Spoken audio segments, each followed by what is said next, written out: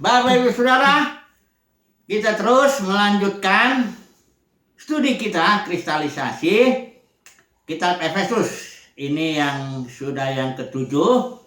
Kita sudah masuk kepada aplikasi ya. Ini sebenarnya kita sedang belajar misteri Kristus karena ini katakanlah tema utamanya ini kitab Efesus ini pembukaan misteri Kristus ya oleh para rasul dan nabi, tapi yang terutama ini awalnya dipercayakan kepada Paulus. Paulus membuka suatu dispensasi baru di mana orang bukan Yahudi, bangsa-bangsa kafir itu menjadi oleh penebusan Kristus tentunya ya, menjadi ahli waris bersama-sama dengan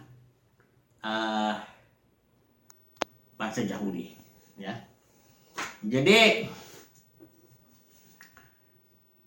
misteri Kristus itu ya tentu Kristus kepala, tergantung konteksnya nanti kita lihat, yaitu Yesus Kristus tubuh ya, korporat itu tubuhnya gereja. Tapi ada juga yang istilah gini, Christ in you, the hope of glory. Christ di situ adalah roh pemberi hayat, life giving spirit. Karena Yesus bilang, aku datang supaya mereka mempunyai hidup, life, joy.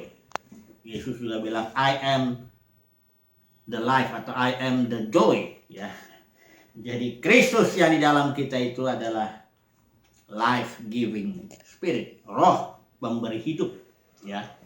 Nanti kita akan melihat kalau kita belajar mengenal Kristus itu artinya belajar mengenal roh pemberi hayat ya.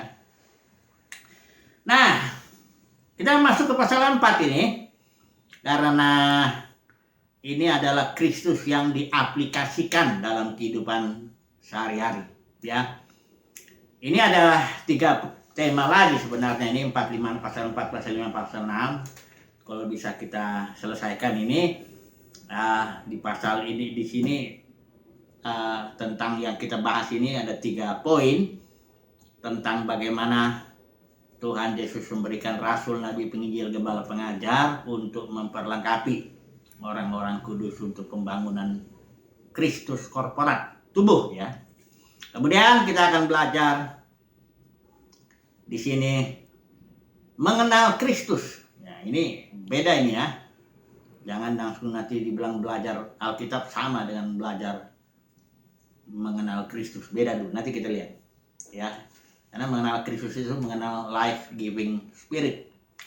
Kemudian yang ketiga, ini di sini ada istilah kerajaan ya. Karena di pasal 5 ayat 5 itu istilah kerajaan Kristus dan Allah ya. Ini kita akan singgung juga. Ini semuanya 3 poin ini adalah Kristus yang diaplikasikan dalam kehidupan sehari-hari ini. Mari yang pertama kita masuk. Ya, kita baca dulu ayatnya pasal 4. Ini dari mana kita baca? Sebaiknya dari ayat 11 saja. Ya. Dan ialah yang memberikan baik rasul-rasul maupun nabi-nabi, baik pemberita-pemberita Injil maupun gembala-gembala dan pengajar-pengajar untuk memperlengkapi orang-orang kudus bagi pekerjaan pelayanan, bagi pembangunan tubuh Kristus. Tujuannya ayat 13, sampai kita semua telah mencapai kesatuan ya. Kesatuan apa? Iman, kesatuan pengetahuan yang benar tentang anak Allah, kedewasaan penuh, tingkat pertumbuhan yang sesuai dengan kepenuhan Kristus. Jadi kalau terus belajar Kristus, belajar life giving spirit, ini artinya life itu bertumbuh sampai berkelimpahan. Itu ada 10 kan bilang begitu, aku datang supaya mereka mempunyai hidup dan mempunyainya dalam segala kelimpahan. Bukan materi sih bicara ya. Itu kelimpahan daripada life itu. Karena di dalam life inilah terkandung seluruh kepenuhan Elohim. termasuk karakternya, kasih, sukacita, damai sejahtera, sabaran, kemenangan, kebaikan, kesetiaan, kelembutan, penguasaan diri yang milik Kristus itu. Yesus bilang di malam terakhir, damai sejahteraku kuberikan kepadamu, dan yang kuberikan itu gak sama dengan yang diberikan dunia. Artinya damai sejahtera milikku itu kuberikan. Ini dia live ini nih yang kita nanti belajar. Nah, di sini dikatakan Tuhan memberikan rasul, nabi, gembala, penginjil, rasul, nabi, penginjil, gembala, pengajar untuk memperlengkapi. Kita garis bawahi dulu nih istilah memperlengkapi ini. Karena ini istilah yang sangat penting. Saya mencoba menjelaskan istilah memperlengkapi itu dengan membandingkannya dengan istilah menarik yang ada di Kisah Para Rasul 20 ayat 30. Ya, saya baca dulu ya, minta bantuan dulu dari kitab ini, karena tanpa kita ya kalau ingin mengetahui sesuatu ya cari lawannya, kira-kira begitulah ya. Kalau saudara ingin memahami rasanya manis ya memang mesti telan dulu itu yang pahit itu ya, supaya tahu oh yang manis itu begitu kan gitu ya. Jadi ini soalnya ini kedua hal ini, istilah ini sangat-sangat bertentangan kayak langit dengan bumi ya. Mari kita baca dulu ya sebentar ya. Kisah Para Rasul 20 ayat yang ke-30. Ya, ini demikian ini ayatnya. Ini dari ayat ini aja lah. Dari ayat 29 atau 30 aja langsung aja. Bahkan dari antara kamu sendiri, atau 29 supaya tahu ini ya maksudnya apa nih. Ini perkataan Paulus kepada penatua di Efesus, tapi bicaranya dia di Miletus ya. Waktu perjalanan misi yang ketiga dia mau pulang ke Yerusalem. Aku tahu bahwa sesudah aku pergi, serigala-serigala yang ganas akan masuk ke tengah-tengah kamu dan tidak akan menyayangkan kawanan itu. Ayat 30, bahkan dari antara kamu sendiri akan muncul beberapa orang yang dengan ajaran palsu, mereka berusaha, nih perhatikan ya, menarik. Dengan ajaran palsu, mereka berusaha menarik murid-murid ya dari jalan yang benar supaya mengikut mereka. Saya jelasin dulu yang ini ya, maksudnya Paulus itu ya. Di Kisah Para Rasul semua, bukan hanya murid-murid ya, semuanya murid itu mengikuti Roh Kudus. Dan ada tidak 28 pasal dalam Kisah Para Rasul itu ada 70 istilah kayak roh melarang, bisikan roh, roh mendorong, roh menetapkan, roh berkata dan sebagainya. Ada 70 kali ya. Dan kalau kita baca satu kali aja cukup Kisah Para Rasul, kita sudah tahu bahwa semua itu baik Petrus, Paulus, itu Yohanes, Yakobus atau semua, bahkan Ananias, yang Stefanus atau semuanya itu apapun jabatan mereka atau karunia mereka, semuanya hidup dipimpin roh, mendengar bisikan roh, kira-kira begitu. Jadi ini Paulus bilang ada serigala ganas, aku tahu, kata Paulus. Dia nggak sedang memprediksi, enggak. Dia tahu, katanya. Aku tahu. Sesudah aku pergi, karena dia bilang begini, kau nggak akan lihat mukaku lagi. Nah, makanya mereka perlu sampai nangis begitu ya. Ini perkataan terakhir ini. Paulus bilang serigala ganas akan masuk, dan aku tahu itu. Dari antara kalian beberapa akan dengan ajaran palsu ya, karena tidak mungkin kalau dengan ajaran asli menarik itu nggak bisa. Harus palsu ajarannya, baru bisa narik murid. Kalau asli tidak bisa, ya. Karena kalau asli ya jadi memperlengkapi nanti, ya. Jadi memperlengkapi itu membangun tubuh Kristus. Ini palsu ini. Nah, saudara harus tahu ya, yang palsu dan yang asli itu mirip. Jangan kayak saudara lihat uang palsu itu bukan berarti beda sekali. Kalau beda sekali orang terus tahu. Ya. Sangat mirip. Dengan ajaran palsu berusaha menarik murid-murid supaya mengikut mereka, enggak lagi ngikut Roh Kudus. Kira-kira begitu. Karena tadinya semua murid di Kisah Para Rasul itu, gereja mula-mula itu semuanya ikutin Roh Kudus. Dengar Roh Kudus, Paulus juga begitu, Yohanes juga, Petrus juga begitu, mereka penuh roh dan sebagainya. Jadi maksudnya dengan ajaran palsu menarik murid-murid yang tadinya mengikuti pimpinan roh, kemudian menjadi mengikuti pimpinan para pemimpin yang narik murid itu loh. Ya barangkali dikasih juga, diajarkan juga ya, selain ajaran palsu mungkin ajaran asli dan sebagainya, bercampur aduk lah, ya, sehingga tidak bisa dipahami dengan mudah, ya. Bahkan orang udah menganggap biasa saja, ya, menarik murid itu biasa itu. Kalau orang mau melayani, dia bangun, ya, suatu pelayanan ministry, itu biasanya ditariklah murid-murid kepada dirinya. Ya ada yang mampu narik hanya puluhan orang atau ratusan, bahkan ribuan, bahkan puluhan ribu. Pendeknya intinya ditarik, ya, kepada dirinya, diajarkan, tapi ditarik kepada, bahkan bukan cuma orangnya yang ditarik, uangnya juga. Dengan ajaran palsu perpuluhan, ajaran palsu buah sulung, ya macam-macam. Ya semuanya, karena uang di dalam waktu Roh Kudus bekerja di dalam Kisah Para Rasul itu, semua uang yang terkumpul itu dibagi-bagikan kepada janda-janda dan orang-orang miskin. Bahkan salah satu ministry terpenting dari Paulus juga itu, ya.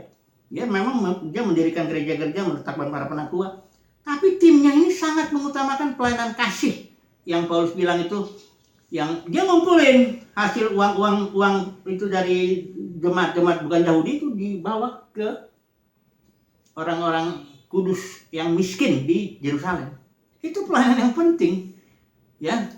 Ketika Paulus bersalaman itu dengan Yohanes, Yakobus, Petrus yang suku guru Yerusalem itu, mereka bilang, ya, jangan lupa pelayanan orang miskin. Nah, gitu. Ngumpulin uang untuk orang miskin, ya. Itu suatu ministry yang sangat penting di dalam gereja konteks organisme yang dipimpin roh itu. Tapi sekarang bukan begitu.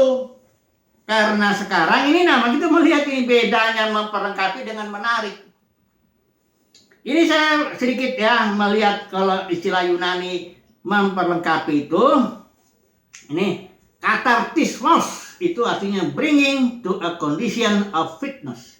Jadi memperlengkapi itu artinya membawa umat Tuhan dalam suatu kondisi yang sehat lah, ya, yang mantap. Dengan cara apa? Dengan cara pengajaran, dengan cara ini Rasul, Nabi, Penginjil, Gembala, pengajar ini, semuanya ini memberikan masukan lah kepada umat Tuhan, ya, supaya sehat umat Tuhan itu secara spiritual, ya, terutama tentunya, ya, karena ini bukan membangun gedung, ini mau bangun tubuh Kristus, ya, spiritual, ya.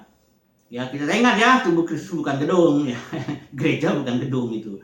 Jadi diperlengkapi dengan Rasul, Nabi, Penginjil, pengajar, supaya kondisi umat Tuhan ini sehat, ya, fitness, ya, sehat, ya. Agar pada gilirannya mereka ini yang membangun tubuh Kristus. Ini tugasnya hanya memperlengkapi. Ada yang bilang begini, penginjil itu tugas utamanya bukan menginjil, tapi memperlengkapi umat Tuhan agar umat Tuhan menginjil, kira-kira begitu, ya. Pengajar itu tugasnya bukan mengajar yang utama, tapi memperlengkapi umat Tuhan agar umat Tuhan bisa mengajar juga sesama, gitu, saling membangun dan sebagainya. Gembala juga begitu, tugas utamanya bukan menggembala orang, tapi memperlengkapi umat Tuhan agar bisa menggembalakan, lewat sel grup atau apa. Tapi kalau menarik, istilahnya apostao itu, ini artinya ini to be parted, menjadi sebagian, ya, atau menarik, withdraw. Ini bukan membangun, jangan salah. Menarik murid itu enggak membangun tubuh, ya. Karena kalau membangun tubuh harus hanya memperlengkapi, jangan narik. Haruslah katartismos, jangan apostao. Beda sekali. Nah, sekarang mau saya bicara belak-belakan ini mengenai denominasi. Apa sih denominasi? Nah, ini kan, apa sih itu? Dan sekarang ada teologi soalnya begini, teologi dari para teolog ini tentang gereja. Dia bilang gini, gereja itu ada dua. Ada invisible church, gereja yang nggak kelihatan. Gitu. Ada visible church, yang kelihatan. Yang tidak kelihatan ini artinya semua orang yang udah lahir baru lah, katakan tersebar di seluruh muka bumi lah. Tapi yang visible, yang kelihatan dengan mata, itulah dia yang ada merek-mereknya itu. Ada yang berdasarkan mereknya berdasarkan aliran ya, misalnya Injilila ya, apa Reform atau apa ya. Atau ada yang karismatik, Pentakosta, ada juga yang berdasarkan para pemimpinnya. Calvinis, Lutheran, ya Mennonite, Wesleyan dan sebagainya. Atau berdasarkan teologinya, Presbyterian atau bentuk pemerintahannya ya, Episkopalian, macam-macam lah. Banyak. Ada juga yang bahkan mungkin berdasarkan nama, terserah lah nama yang penting gini intinya. Artinya melakukan ministry itu yang sudah dipahami dianggap gereja itu menarik orang dan memberi nama lah tentu kepada kumpulan orang itu ya. Entah namanya apa seperti yang saya sebut tadi. Dan itu sakit hati tuh kalau nanti yang ini ditarik ke sini. Apalagi kalau itu orang-orang kayanya gitu ya. Ditarik ke sana, waduh. Itu sakit hati. Ini domba saya kan begini, macam-macam lah. Ini menarik. To be parted atau menjadi terpilah-pilah. Apos Paul itu bukan membangun tubuh tapi membuat tubuh Kristus terpilah-pilah. Menjadi bagian-bagian, pecahan. Itulah kira-kira. Denominasi itu adalah pecahan. Pecahan gereja atau pecahan tubuh Kristus. Bukan gereja. Jangan disamakan dong. Waduh, itu namanya ini serigala ganas kok yang bikin itu. Serigala ganas yang masuknya kepada para pemimpin. Ingat ya. Serigala ganas yang masuknya ke para pemimpin. Ngapain kok serigala ganas ini masuk? Saudara tahu kan serigala tuh? Ya saya pernah lihat sih. Anjing hutan itu sebenarnya serigala itu. Jadi dia suka makan ayam, mencabik-cabik ayam itu loh. Hanya saya nggak pernah lihat ya ayam itu dicabik-cabik.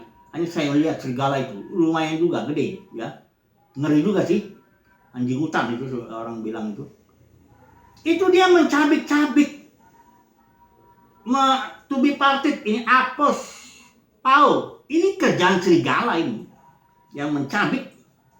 Yang tadi murid-murid ini ngikutin pimpinan roh, hidup oleh roh, ditarik, ikut saya. Ikut aliran lah, entah namanya itu atau teologi, atau apapun juga. Ya. Jadi, ini dua hal yang sangat berbeda ya. Sekali lagi saya tegaskan. Kalau menarik atau apos Paul itu tidak membangun tubuh, tapi mencabik. Sebab serigala yang memotivasi itu, yang bekerja di dalam para pemimpin itu serigala. Serigala ganas malah Paulus bilangnya, ya. Nah, ini ini persoalannya karena sudah istilahnya udah biasa lah.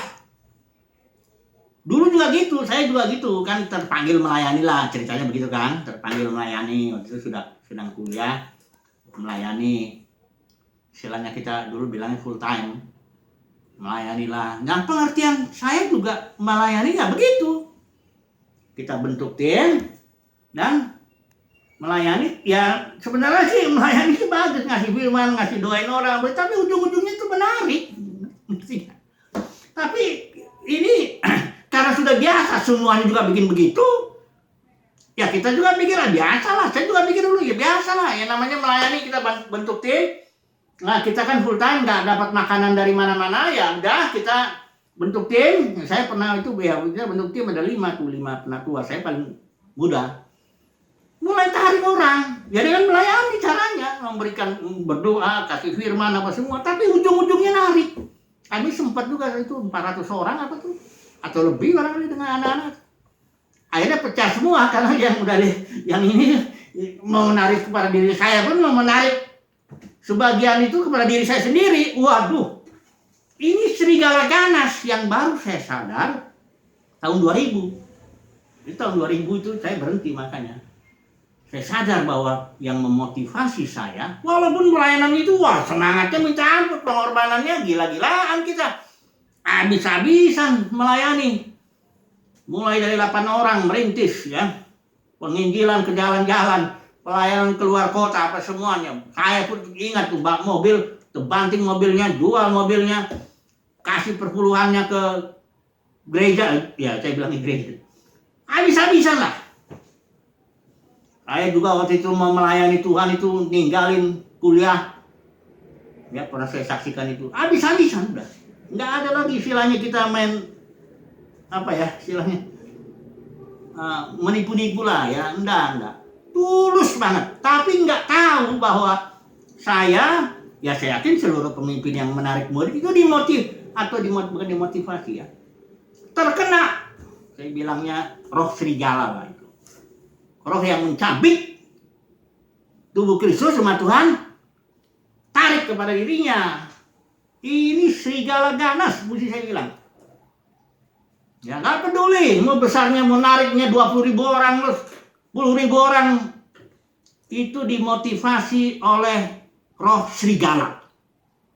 Saya mengatakan ini karena saya juga pernah dikuasai roh serigala tanpa sadar. Nggak sadar. Makanya saya bilang begini. Ini sebenarnya jelas sekali. Ya, perbedaan memperlengkapi ya. Di pasal 4 itu, yang kita baru baca ini, memberikan ini ayat 11 ayat 12 untuk memperlengkapi ini orang-orang kudus dengan menarik. Tapi saya mau bilang begini. Ini Alkitab udah jelas ya. Udah jelas lah. Saudara mau belajarin bentuknya bagaimana pun udah jelas. Saya rasa sih hati nurani kok. Ini para pemimpin kalau disentuh hati nuraninya mungkin dia tahu juga bahwa yang dikerjakan itu selain memperlengkapi yang menarik juga. Karena gini, saya juga dulu, saya beralasan gini, kan saya udah jadi full time. Saya ikut-ikutin ayat gini. Nah ini kan orang yang melayani di mesbah layak dapat uang dari situ. Ya karena saya udah full time ya, saya tarik uangnya juga, macam-macam alasan. Padahal gereja mula-mula entah Paulus, entah Petrus, entah Yohanes, tidak ada yang ngambil uang jemaat. Uang jemaat dikumpulkan untuk orang-orang miskin. Sementara para pelayan firman ini dapat hidupnya ya macam-macam. Karena Paulus kadang-kadang kerja, dia kadang-kadang ada jemaat digerakkan Tuhan ngasih dia. Tapi yang jelas nggak narik uang jemaat, dia disupport atau orang-orang yang digerakkan Tuhan. Kayak Elia kadang-kadang janda Sarfat atau burung gagak, kan macam-macam lah. Pokoknya pelayan Tuhan mah nggak usah khawatir lah. Ya dia pasti dipelihara Tuhan lah. Ya. Yang jelas bukan narik uang ataupun narik orang. Enggak. Jadi saya kadang-kadang berpikir gini, kenapa ya ini perkara yang begitu gamblang Alkitab beritahu bedanya memperlengkapi dengan menarik itu. Kenapa? Mayoritas ya dunia kekristenan saat ini menganggap biasa. Serigala ganas loh ya saya bilang. Jangan main-main. Kalau Paulus bilang serigala ganas, itu betul-betul ganas. Itulah yang mencabik-cabik tubuh Kristus, menarik tubuh parti menjadi terpilah-pilah berdasarkan aliran, berdasarkan nama pemimpin, berdasarkan teologi, berdasarkan kepemerintahan gereja, presbyterian, episkopal dan sebagainya. Dipilah-pilah tubuh itu. Ya. Itu makanya kekuatan tubuh itu menjadi lemahnya luar biasa. Itu gereja mula-mula tanpa gedung, tanpa alat musik, tanpa dana yang macam-macam untuk bikin apa, KKR-an atau apa, enggak ada. Dalam 200 tahun, ya. 200 tahun pertama, itu seluruh dunia yang dikenal pada waktu itu sudah jadi Kristen. Tahun 313 kekristenan Kaisar Konstantin kena dia. Akhirnya setelah itu akhirnya malah jadi jatuh. Setelah Kristen jadi agama negara itu, Romawi udah jatuh dia. Akhirnya jadi sekarang lah ya. Nah, jadi bagi saya kadang-kadang apa ya? Saya mencoba menjelaskan begini ya. Ini sangat jelas sekali sudah. Ya. Sangat jelas bahwa denominasi itu ada dimotivasi oleh serigala ganas. Setelah apa itu atau akibat serigala ganas ya. Yang masuk kepada para pemimpin yang mencabik-cabik tubuh Kristus. Menjadi to be parted ya. Apos Paul. Ini jelas.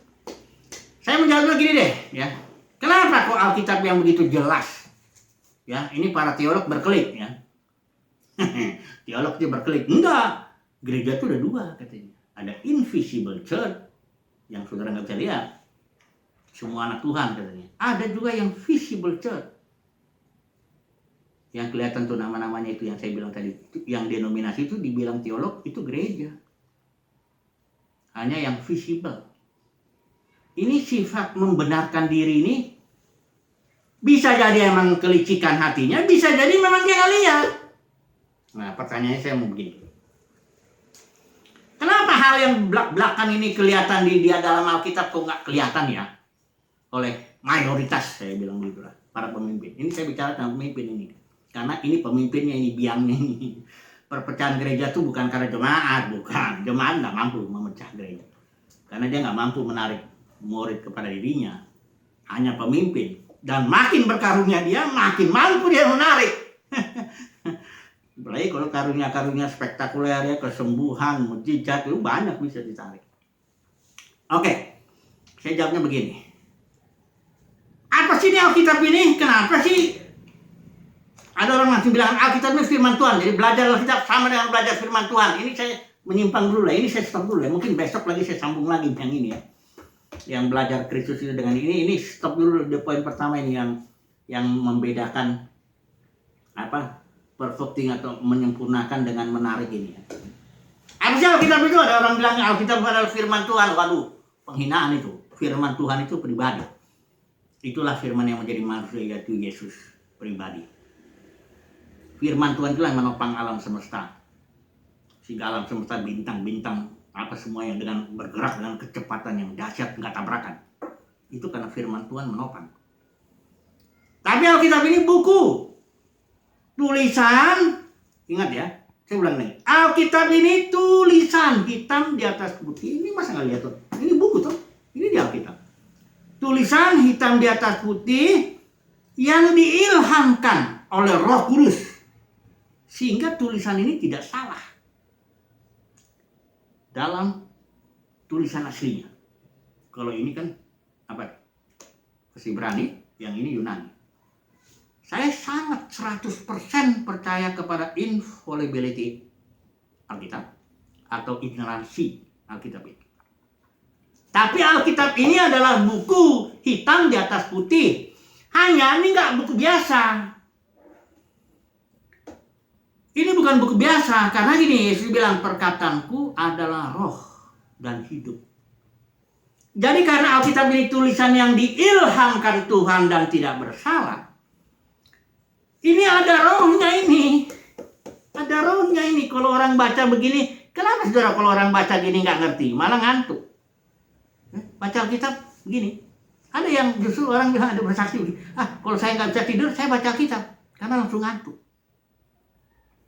Kenapa? Ada orang yang baca Alkitab, begitu dia menikmati bahkan sampai nangis. Yang satu itu yang ngantuk itu yang nggak ketemu rohnya. Yang baca bahkan sampai nangis begitu, itu justru ketemu rohnya. Saya pernah lihat kayaknya kesaksian di China itu, karena di China sana kan komunis itu Alkitab nggak bisa di sembarangan itu. Jadi kalau hamba Tuhan punya Alkitab itu habis khotbah itu robek-robek dibagi-bagi ke jemaat itu. Itu jemaat itu baca satu Alkitab satu lembar begitu bisa sampai nangis-nangis. Kenapa? Ketemu rohnya. Nah, saya coba ngejelasin gini. Kenapa? Saudara jangan pikir ya kalau udah S1 teologi, S2 teologi, S3 teologi itu sudah ketemu rohnya. Enggak. Alkitab ini di satu sisi dokumen sejarah, sama seperti buku-buku lain. Perlu diselidiki, diteliti dengan penelitian sejarah. Bahkan dengan metode kritis lah. Saya ngajar juga itu. Ya, kritik redaksi, kritik bentuk, kritik sejarah ya.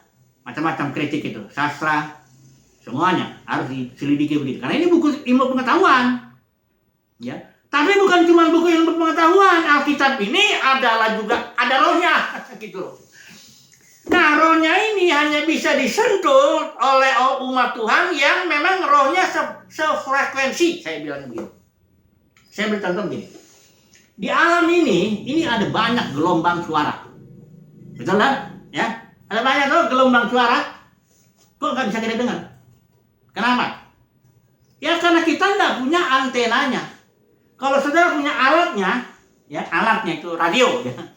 Saudara punya alatnya radio itu, bikin antenanya, bikin frekuensinya, gelombangnya itu di tune up, disesuaikan itu, maka ternyata ini gelombang suara yang nggak kedengaran itu ternyata memang ada, bersuara dia. Asal frekuensinya di tune up, disamakan, disesuaikan. Begitu juga Alkitab ini penuh dengan gelombang suara Roh Kudus, penuh sekali dalam setiap kan satu istilah. Karena Yesus bilang satu iota itu koma begini, nggak akan ditiadakan sampai semuanya digenapi. Itu artinya iota itu juga dihilangkan roh juga, ada rohnya juga itu. Satu istilah itu. Saudara bikin pelajari istilah kasih aja bisa banyak itu. Jadi Alkitab ini buku, tulisan, dokumen sejarah, saya mau sebut itu apa terserah lah. Yang memang harus dipelajari secara keilmuan, pengetahuan keilmuan, scientific knowledge harus dipelajari begitu. Ya. Tapi dia nggak cuma dokumen sejarah, itu kalau orang liberal, ya yang ngakuin ini Alkitab dokumen sejarah, yang harus diteliti dengan penelitian sejarah. Tapi kita sebagai orang yang percaya, beriman, kita percaya bahwa Alkitab ini bukan hanya dokumen sejarah, bukan hitam di atas putih aja, tapi ada gelombang suara Roh Kudus. Cuma masalahnya kalau antena kita ini, roh kita ini enggak sefrekuensi, ya enggak sama, kita enggak dengar suara Roh Kudus, enggak dengar. Makanya baca Alkitab bisa ngantuk. Umat Tuhan itu loh yang baca Alkitab bisa ngantuk. Ada umat Tuhan baca ngerti kok. Kan ada pengurapan. Inilah antena itu yang di sini yang Rasul Yohanes bilang pengurapan. Engkau gak perlu diajar karena engkau punya pengurapan dalam dirimu yang akan mengajari engkau. Inilah pengurapan di antena ini. Kalau kita sering baca begini ngerti. Jadi seandainya lah seandainya lah. Seluruh pemimpin dalam dunia kekristenan ini melihatlah perbedaan ini yang sangat-sangat menyolok bagi saya, ini sangat menyolok sekali. Ini bagi umat Tuhan juga banyak umat pilihan Tuhan menyolok sekali di bedanya ini. Seandainya lah semua para pemimpin dalam dunia kekristenan melihat ini bedanya katartismos dengan apospao, bedanya perfecting dengan menyempurnakan dengan menarik, pastilah tidak ada lagi denominasi. Semua rasul, nabi, penyelir, pengajar memperlengkapi umat Tuhan. Dan pada gilirannya umat Tuhan ini yang membangun tuh, dahsyat. Saya kadang-kadang membayangin luar biasa lah kekristenan ini akan memberi dampak. Barangkali lebih dahsyat daripada dampak yang dibikin gereja mula-mula itu ya. Kita sekarang sini punya banyak alat ya, medsos apa semuanya bisa lebih cepat. Barangkali itu saya membayang-bayang begitu. Seandainya lah ya para pemimpin ini bisa lah melihat itu. Bisa apa ya? Rohnya tuh antenanya ini pengurapan di dalam ini tune up sesuai dengan ini. Beres lah itu. Udahlah dulu, saya kesimpulan dulu. Saya terlalu semangat ini. Ini baru sepotong ini, ya belum selesai. Besok lah itu tak malam lagi. Jadi kesimpulannya Kristus yang diaplikasikan itu pertama, ya sebagai pelayan Tuhan kita tolonglah, ya. Ya ini cuma saya hanya bilang aja, tolonglah. Saya pun dulu nggak sadar kok. Saya sangat semangat mengikut Tuhan dari mulai tahun 1978 saya dipanggil Tuhan, ditangkap dengan cara yang sangat luar biasa begitu. Semangatnya luar biasa, habis-habisan. Tapi ada serigala itu, menarik itu loh. Sekarang saya belajar memperlengkapi aja. Jadi semoga lah dengan firman Tuhan ini, para rasul, nabi, penyelir, pengajar ini memperlengkapi umat Tuhan. Jangan menarik, apalagi narik uangnya, jangan. Memperlengkapi pada gilirannya umat Tuhan membangun tubuh Kristus. Itu dulu lah ya. Haleluya. Amin.